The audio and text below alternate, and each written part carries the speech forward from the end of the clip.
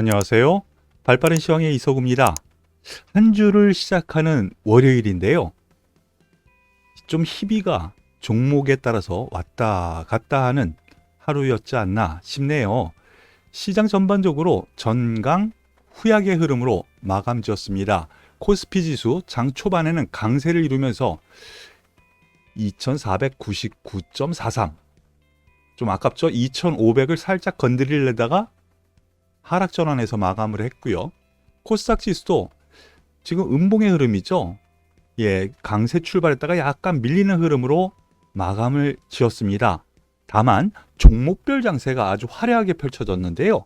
그 부분에 대해서 잠시 후에 말씀을 드릴 거고요. 왜 이런 흐름이 나타났는가, 그리고 우리나라에서 특징적인 부분이 있었습니다. 그 부분에 대해서 오늘은 중점적으로 말씀을 드려보죠. 자, 미국 시장 지난 주말 다 상승했어요. 다우 산업지수 강보합. 그런데 보시면 아래 꼬리 달았죠. 장중에 매물이 좀 나와서 조정이 있다가 다시 끌어올렸어요. S&P 0.9% 상승. 그리고 나스닥이 드디어 상대적인 강세를 추가적으로 더 보이면서 추세 전환을 드디어 시작하는 것 같습니다. 여태까지 제일 약했었죠. 소위 여기 보시면은 다우산업지수는 쌍바닥에서 양폴대 올리고 추세 전환 됐습니다 라고 여기서부터 말씀을 드리면서 아주 강세의 흐름 겁먹지 마십시오, 쫄지 마 라고 말씀을 드렸고요. S&P는 머리 어깨형이라 그랬죠. 역 헤드 앤 숄더 이렇게 해서 추세 전환이 됐습니다. 여기까지 말씀을 드렸는데, 나스닥도 이제 드디어 전 고점을 넘어서면서 역 헤드 앤 숄더를 완성했습니다. 그러면서 추세 전환 흐름이 앞으로 나타날 가능성, 그래서 바닥은 확실히 찍었다, 이렇게 진행되는 흐름이 나타났습니다. 거기에 더불어서 여기 보시면은요, 달러 인덱스입니다. 지금 보시는 차트는 달러 인덱스인데 지난 주말에 급락을 했어요. 1.78% 엄청난 급락이죠. 고점에서 생각을 하면은요, 10% 정도 급락하는 흐름이 좀 나왔고요. 그러므로 인해서 미국 시장이 상승하는 원동력이 우리나라를 비롯한 아시아 전역에 펴질 가능성도 염두에 뒀어야 되는 하루였습니다. 그런데 이 부분이 우리나라에서 필라델피아 반도체 지수를 중심으로 한 IT 종목, 여기에서 약간 삐거덕거렸네요. 지금 필라델피아 반도체 지수는 3%, 이거 급등이죠. 추세 전환 완전히 됐습니다. 하지만 급등했는데도 불구하고 하나씩 보시죠. 삼성전자 1.59% 하락했고요. SK하이닉스 2.76%, 78% 하락했고요. LG 에너지 솔루션 3.2% 하락했습니다. 자, 여기에서 보면은 미국 시장 IT 반도체 이쪽 다 급등했는데 우리나라에서는 시가총액 IT 상위 종목들이 대부분 하락했어요. 특히나 반도체 쪽이 그랬습니다. 자, 이걸 어떻게 생각을 해야 되느냐라는 부담이 있는데, 미국 시장 급등을 이용해서 차익 실현이 일부 나왔다라고 보시는 것이 맞겠어요. 이러다 보니 지수가 장 초반 강세를 보이면서 올라갔다가 밀리는 그 첫 번째 원동력이 시가총액 상위 1, 2, 3위 삼성전자, SK하이닉스, LG 에너지 솔루션이 하락하면서 지수를 밀어내렸다라고 보시면 될 것 같아요. 여기에 또 저변에 깔린 악재가 조금 있긴 있어요. 연준 위원들, 지금 CPI 소비자 물가지수가 고점에서 이제 빠졌고 예상치를 또 하회하다 보니까 미국 증시가 급등을 한 거죠. 하지만 연준 위원들 같은 경우에는 아직까지는 이 인플레이션에 대한 경계감, 그래서 매파적 발언이 좀 있었다, 주말 동안에. 이러한 부분이고, 그리고 뉴스로 많이 보셨을 것 같아요. 주말 동안에, 지난 주말에 가상자산 거래소, 그러니까 비트코인이라든가 이런 가상자산 거래소 FTX 세계 3위의 거래소죠. 파산 신청, 바로 이것이 악재가 됐습니다. 이렇게 되면은요, 두 개 다, 즉 연준위원회 매파적 발언, 그리고 가상자산 거래소 세계 3위 파산, 이러면 유동성이 위축되는 거 아닐까라는 이런 우려도 있어요. 그런 부분이 악재가 좀 작용을 했다라고 보시는 것이 맞는 것 같습니다. 다만 이 부분에 대한 거는요, 그렇게 너무 우려하지 마시죠. 왜 그러느냐? 물론 가상자산이 급락을 했고 이러한 세계 3위 가상자산 거래소가 파산을 했다라는 부분은 악재이지만은요, 이미 모든 악재는 바닥권에서 미국도 그렇고 우리나라도 그렇고요, 어느 정도 다 해소가 됐다라고 보는 거예요. 시장에서는. 그런 점에서 이제 최악의 국면에서 마지막 끝물이 나타나는 거구나. 이런 점에서 상승 추세가 진행된 거거든요. 여전히 상승 추세가 유지가 되는 가운데 이거 보세요. 2주 동안에 급등을 했어요. 그리고 환율 한번 다시 보죠. 원달러 환율을 보면은요. 이거 며칠입니까? 며칠 만에 급락을 했어요. 원달러 환율은요.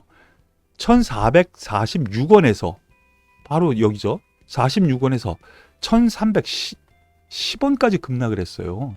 1310원. 그럼 10% 가까이 되는 거잖아요. 환율. 여기 당연히 반등이 들어오는 거고요. 환율이.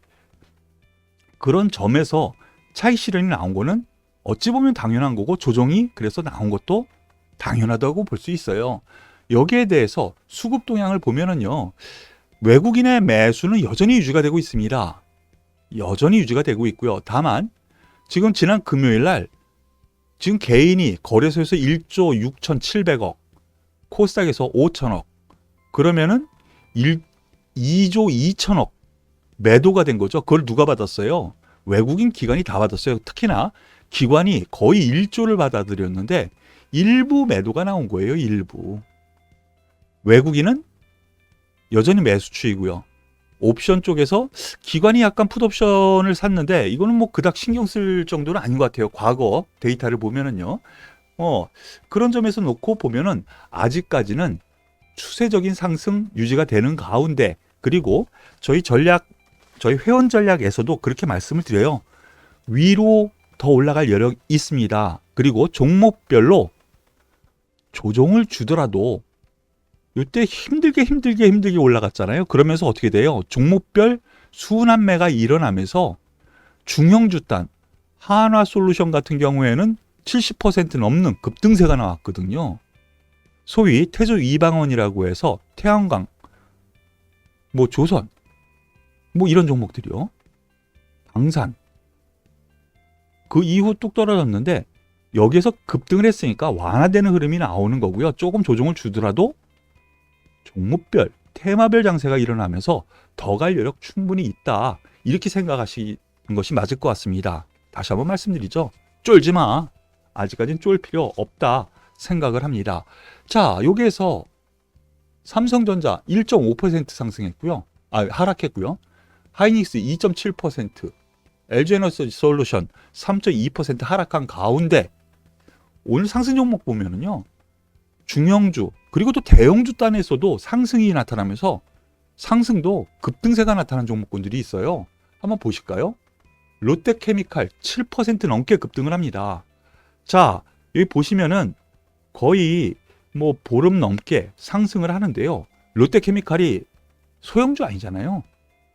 그런데 얘가 업황이 좋아서 이렇게 올라왔느냐? 그것도 아니에요. 거기다가 같은 NCC 업체, 석유화학 분야에서 대한유화 14% 급등했고요.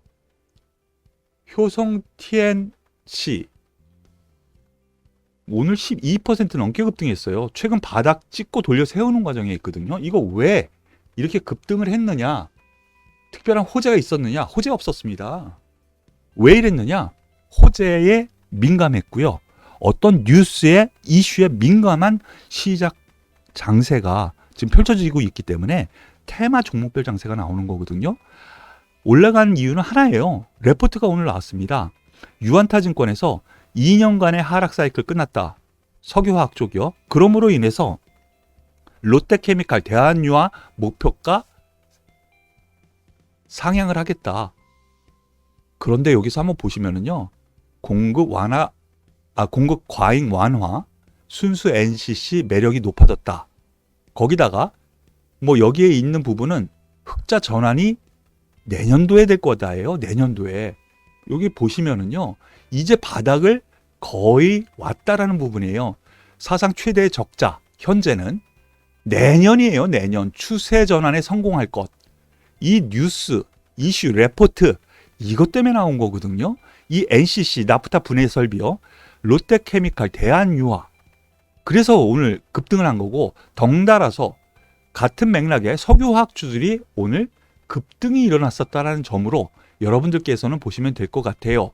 자, 이러한 부분 때문에 뭐 지금 효성 TNC, 대한유화, 롯데케미칼 여기서 급등을 했는데요. 하나 여러분께 힌트를 하나 드리면은요.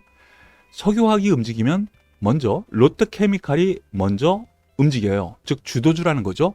그런데 롯데케미칼이 어느 정도 움직이면 그 다음으로 대한유화가 세게 올라가요. 위치가 다르죠. 지금 보면은 10만 원에서 16만 원, 60% 올라왔어요. 한 달 반 만에. 그런데 롯데케미칼 같은 경우 저점은 거의 비슷한 양상에서 지금 보시면은 14만 5천에서 19만 원 선이라고 하죠. 그럼 5만 원, 30% 정도 올라온 거거든요. 35%. 이런 점을 생각하면 탄력적인 거는 대한유화구나. 이렇게 생각하시면 될 것 같아요. 예, 그리고 오늘 또 특징주 가운데에서 현대차를 비롯한 자동차주들이 좀 나름 상승세를 보여주었습니다. 현대차 2.3% 상승했는데 이 종목을 기준으로 말씀을 드려보죠. 오늘 호재다운 호재가 좀 나왔었는데 기다리던 호재가 나왔죠. 바로 이 부분입니다. 지금 한미 정상회담 지난 주말에 있었는데 바이든 미국 대통령이 IRA 이거 뭐죠? 인플레이션 방지법. 그래서 미국 자국 내에서 만드는 소재라든가 이거 다 해야 된다. 중국이 관여된 소재 이거 다 넣으면 안 된다. 그러면은 안 그러면은 보조금을 안 준다. 바로 이런 부분이거든요. 그런데 요 한미 회담에서요. 그동안 얘기가 조금씩 나왔었죠. 한국 기업 고려를 좀 하겠다. 좀 시간을 주겠다라는 것이죠. 왜 그러느냐? 바이든 대통령이 우리나라 와가지고 가장 먼저 손을 벌렸잖아요. 미국에 투자하십시오. 그래서 우리나라 현대차 그룹이라든가 뭐 아니면 삼성전자 그룹 그리고 SK그룹 만나면서 투자 약속을 다 받아놓고선 딱 너네 관세 때릴 거야. 이게 뭡니까? 그래서 상원 하원 양 위원들 중에 뭐 어느 정도 로비가 들어가는 흐름이 좀 나왔고요. 그러므로 인해서 이 대통령이 어느 정도는 좀 봐줄 수 있다. IRA의 최대 피해 기업으로 현대차, 기아 요게 꼽혔는데 그것이 좀 완화될 가능성이 좀 생겼다. 그러면서 어느 정도 투자에 여력이 생긴 것이죠. 요 부분이죠. 그러면서 이렇게 떨어졌는데 어느 정도 반응을 보이면서 오늘 2.3% 올라가는 흐름 현대차가 나왔고요. 그리고 다른 이슈 또 하나 보도록 하겠습니다. 다른 이슈 같은 경우에는 기관의 레포트가 몇 개 나왔어요. 현대차의 그랜저가 신형이 또 나왔죠. 내년도 11만 9천 대. 이거 대단한 부분인데 또 완전히 휩쓸고 다닐 수 있는 여건이 되는 거예요. 그래서 신차에 대한 기대감이 좀 있었고요. 그럼으로 인해서 기관의 뉘앙스도 조금 바뀔 가능성. 그리고 기아차 7.9% 상승하면서 박스권 안으로 빨리 들어와야 됩니다 라고 했는데 박스권 안으로 드디어 들어온 모습. 자동차는 여전히 저평가 상태이고요. 업황이 전반적으로 세계적으로 조금은 좀 누그러지는 것 아닌가라고 하지만은 우리나라 현대차 그룹 같은 경우에는 현대차, 기아 모두 세계 시장에서도 점유율이 조금씩 계속 높아지고 있죠. 그러한 부분으로 보면은 아직까지 저는 싸다라는 생각입니다. 이런 부분에서 현대 위아 뭐 같은 맥락의 상승세가 나타났고요. 그 중에서 성우 하이텍이 그 이슈를 기다리는 매수세가 한번 늘어왔고요. 성우 하이텍 같은 경우 그 이후 급등세가 나타납니다. 여기에 대해서 뭐 가장 탄력적으로 움직인 것은 바로 성우 하이텍이었구나 라고 생각하시면 될 것 같아요. 이 부분까지 참고하시면 될 것 같습니다. 더불어서 한국 타이어라든가 뭐 이러한 타이어 업체들도 같은 맥락의 자동차 관련주 전반적으로 테마를 이루면서 올라갔구나 생각하시면 될 것 같네요. 그리고 오늘 아주 재밌는 종목들이 있었습니다. 잠깐 볼게요. CGN이라는 종목 아시죠? 예. 이 코로나 시대, 불과 2, 3년 전에, 2년 전이죠.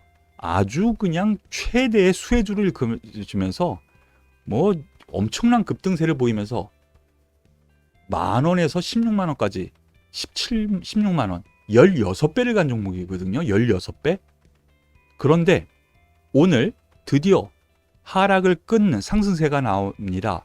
지금 8% 급등세가 나왔는데요. 제가 왜 재밌는 종목이 등장했다라고 말씀을 드리냐면요. 여기 보시죠. 지난 주말 장 끝나고 나서요. 시젠의 실적이 발표가 됐어요. 3분기 누적 영업이익 61% 감소, 영업 손실이 322억 적자 전환, 진단 수요 줄어든 탓이다. 이런 뉴스가 나왔어요. 그러면서 오늘 하락 출발했거든요. 그런데 보시면은 대신증권 목표가 18% 하향. 얼마인가 보죠. 18, 그래서 목표가 35,000원으로 하향했어요. 야, 이거 대단하지 않습니까? 증권사들이 이렇게 34,000원 전후에 목표가를 오늘 제시를 했는데요. 적자 전환, 신한 34,000원. 다른 증권사도 그래요. 그런데 종가가 얼마입니까? 34,650원, 35,000원까지 갔거든요.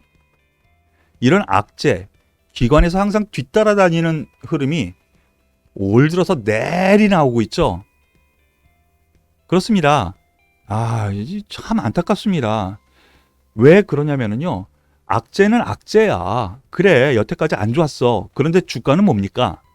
앞서 롯데케미칼에서 보듯이 악재 반영이 됐다면 미래가 중요한 거잖아요. 지금 현재 우리나라에서도 그렇지만 미국 등에서 코로나 재확산세가 생각보다 세게 들어오고 있죠. 그리고 독감 이 부분도 우리나라에서 상당히 유행 조짐이 일어나고 있다는 거, 이미 유행이 되고 있죠. 그런 점에서 지난 분기 악재로 인해서 하락했지만 야, 이거 4분기 괜찮아질 수 있고 내년 1분기까지도 좋을 수 있겠는데? 기대감이 들어온 것이죠. 그런 점에서 놓고 보면은요. 글쎄요. 34,000원 목표가 제시한 증권사 과연 맞을까? 이러한 의구심이 되는데 제가 생각하기에는요. 이거 몇 번 말씀을 드렸었죠. 오히려 저가 매수가 맞는 것 같습니다. 물론 지금 오늘 급등에 따른 부분에 어느 정도 차익 매물이 나오면서 혹은 경계 매물이 나오면서 내일 혹은 모레 조정이 나오겠지만 오히려 저가 매수가 맞지 않은가라는 판단으로 말씀을 드리겠고요. 같은 맥락에서 오늘 수젠텍 같은 경우에도 지난 금요일 실적이 되게 안 좋게 발표됐어요. 그러면서 오늘 장 초반 6%까지 급락을 했다가 지금 1.8%까지 반등을 주고 있거든요. 매집 국면이 지난 상태이기 때문에 같은 맥락으로 시젠과 더불어서 저가 매수가 맞지 않을까? 라는 판단으로 말씀을 드릴게요. 거기에 더불어서 말씀드렸었던 종목 가운데 카카오페이 오늘 5% 상승 마감했고요. 카카오뱅크 1% 상승 마감했습니다. 그런데 제가 지난 금요일 여기에서부터는 이 위는 어느 정도 물량을 좀 수익 나신 분들은 반 정도 이익 실현을 하시고 좀 이렇게 나머지는 더 들고 가시는 것이 맞지 않겠습니까? 라고 말씀을 드렸는데요. 하지만 이중 전략을 말씀을 드렸죠. 여기에서 매수하신 분, 올 초에 매수하신 분, 이거 어떻게 버리라고 합니까? 이만큼 끌고 왔는데, 여태까지 들고 왔는데 요거 올라갔다고. 그런 면에서 중기적으로는 10만 원 위 충분히 볼 여력이 있으니까 10만 원 위 충분히 볼 여력이 있으니까 좀 더 들고 가시기를 권해드릴게요 라고 말씀을 드렸었죠. 그런 점에서 놓고 보면은 일단 오늘 꼭지에서 생각을 하고 지난주 말씀드렸었던 오늘 뭐 추가 상승 시의 매도 이 부분에 대한 것은 어느 정도 진행이 됐다라고 보시고요. 조정이 좀 있을 것 같아요. 이 부분까지 참고해서 보시길 바라겠습니다. 더불어서 카카오뱅크도 같은 맥락으로 물론 카카오페이가 대장주예요. 카카오페이가 조정이 나오면 카카오뱅크 당연히 조정이 나올 거라고 생각하시면 되겠고요. 마지막으로 이 카카오 얘는 좀 상대적으로 제일 약하죠. 제일 약해요. 오늘 오히려 얘는 하락 전환했죠. 카카오는 이런 부분에서 생각을 하면은 뭐 가장 약한 건 이거고 대장주는 카카오페이다. 요 정도 생각하시면 되지 않을까라는 판단으로 말씀을 드리겠습니다. 전반적인 상황 오늘 조정 분위기는 있었지만 앞에 보시다시피요. 롯데케미칼이라든가 현대차 지수 하락했지만 얘네들이 올라갔잖아요.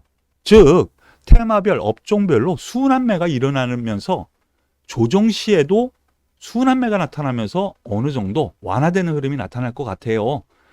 그리고 지난 금요일 말씀드렸었던 것처럼 뭐 조정은 어느 정도 있을 수 있다라는 거 염두에 두고 매매를 해라 그랬죠. 그러한 점 염두에 두시고요. 일단 내일도 5일선이 올라올 겁니다. 조정 시에는 오히려 저가 매수가 맞지 않을까라는 기존 의견 그대로 유지를 하면서 아직 증시 전반적으로는 위로 조정을 주더라도 위로 더 올라갈 여력 충분하니까 여러분들께서는 좀 여유를 가지시길 바라겠습니다. 오늘 발빠른 시황은 여기까지인데요. 한 주 시작 전약 후강으로 이번 주 마무리 짓기를 기대를 하면서 여기서 마무리 짓도록 할게요. 수고하셨고요. 도움이 되셨다면 구독, 좋아요, 그리고 응원의 댓글 꼭 부탁드릴게요. 수고하셨습니다.